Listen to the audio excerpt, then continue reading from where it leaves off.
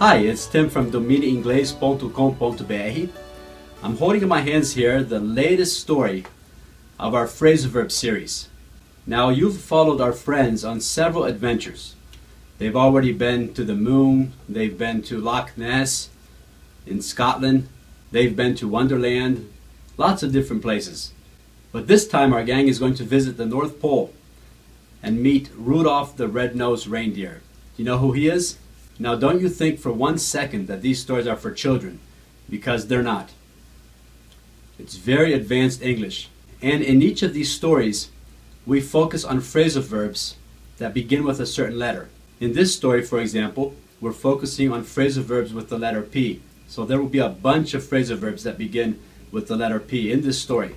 I haven't counted them yet, but I'll tell you how many later on. Now, many of you had written us, and although you didn't use these specific words, but you thought our phrasal verb series had petered out. But it hasn't. We just took a small hiatus, but we're back. And now we plan to work hard on this series until we finish with the last letter of the alphabet, the letter Z. So what does the phrasal verb peter out mean?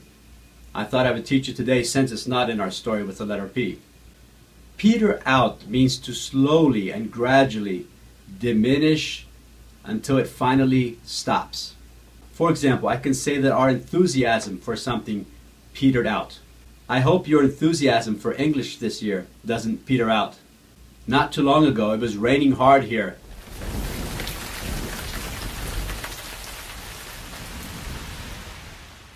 But the rain petered out, meaning it gradually slowed down and stopped. Another thing I noticed that petered out was the protests here in Brazil. Last year, there was a lot of enthusiasm. People were going out in the streets, complaining about the government. But these protests against the government seem to have petered out. Now, where does the word peter in the verb peter out come from? I have no idea. I read a little bit about it. It seems like it came from the mining community years ago, but people aren't sure exactly why they use the verb peter, or why they formed this verb peter. So I just wanted you to know that our phrasal verb series has not petered out. Here's our next story. I'll be telling you about it soon. And I hope your plans and your projects haven't petered out.